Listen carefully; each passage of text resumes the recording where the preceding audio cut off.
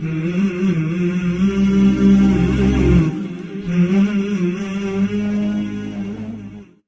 اور نماز جمعہ برابر ہیں. نماز جمعہ کا مقایسہ موازنہ تراویح سے نہیں کر سکتے.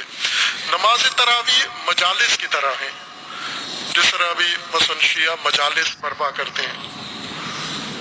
وہ مجالس عام دنوں میں بھی جب حکومت پابندی لگا دیتی ہے یہ مجلس نہیں ہوگی تو نہیں کرتے، بانی کو کہہ دیتے ہیں نہیں ہونی مجلس، چھوڑ دیتے ہیں. یا کوئی اور ایسا مسئلہ ہوتا ہے علاقے والے آ کے درخواست دے کے مجلس بند کروا دیتے ہیں، بند ہو جاتی.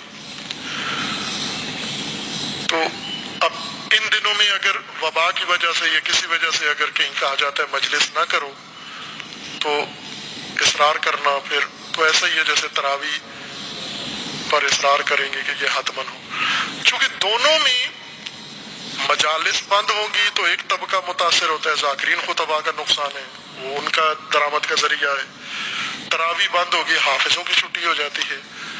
انہوں نے اتنی محنت سے حفظ کیا ہے، تراویح کی خاطر ہی تو یہ سارا زور لگایا انہوں نے، یہی بند کر دیں کہ تو ان کو اگر حکومت یہ کہہ دے، طریقہ ایک یہ ہے کہ یہی فنڈ جو وبا کے لیے انہوں نے تقسیم کرنا ہے، اسی میں سے کچھ ان لوگوں کے لیے رکھ دیا جائے کہ جتنا تراویح پڑھانے سے ان کو ملتا ہے تراویح پڑھائے بغیر ہر حافظ کو اتنا ملے گا.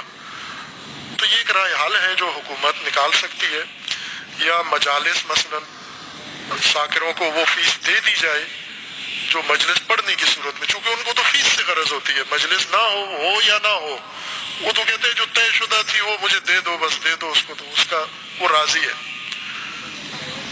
تو وہ مسئلہ حل ہو سکتا ہے. لہذا حکومت اس کے لیے پیکج نکالے اور یہ جو مشکلات کھڑی ہونے کا اندیشہ ہے اور بعد میں سب مساجد پر اور علماء پر اور دین پر ساری بات لے کر آئیں گے، یہ میڈیا، یہ ایک شر، زیادہ بڑا شر پیدا ہونے کا خطرہ ہے.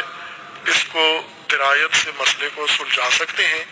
اتنا لازمی کام نہیں تھا تراویح جتنا اس کو بنا لیا گیا ہے. نماز جمعہ واجب ہے. واجبات کے بھی قانون ہیں، وہ یہ کہ جب اضطرار ہو.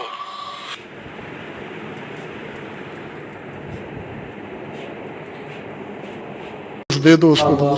یہاں آج کے دن میں اس پیج، اس کے وساطت سے یہ پیغام بھی دنیا تک پہنچانا چاہوں گا کہ 2 دن پہلے ایک صاحب نے جب اپنے خطبہ جمعہ میں یہ کہہ دیا کہ ہمارے نزدیک عزاداری کی حیثیت بھی ایسی ہے جیسے تراویح کی حیثیت ہے، تو یقیناً اس نے ایسا کہنے کے بعد اپنی حیثیت ہمیں بتا دی ہے کہ اس کی اپنی حیثیت کیا ہے.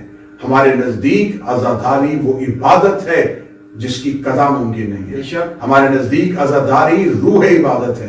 ہمارے نزدیک عزاداری یقین عبادت ہے. ہمارے نزدیک عزاداری اللہ کی بارگاہ میں جانے کے لیے بہترین قرب ہے. نمازیں پڑھی جاتی ہیں جنت کے لالچ میں، روزے رکھے جاتے ہیں جنت کے لالچ میں، اعمال کیے جاتے ہیں جنت کے لالچ میں، لیکن عزاداری کی حضرت امام حسین جنت کے لالچ میں نہیں کی جاتی. عزاداری امام حسین صرف خوشنودی سیدہ کے لیے کی جاتی ہے، صرف امام حسین علیہ السلام کی خوشنودی کے لیے برپا کی جاتی ہے.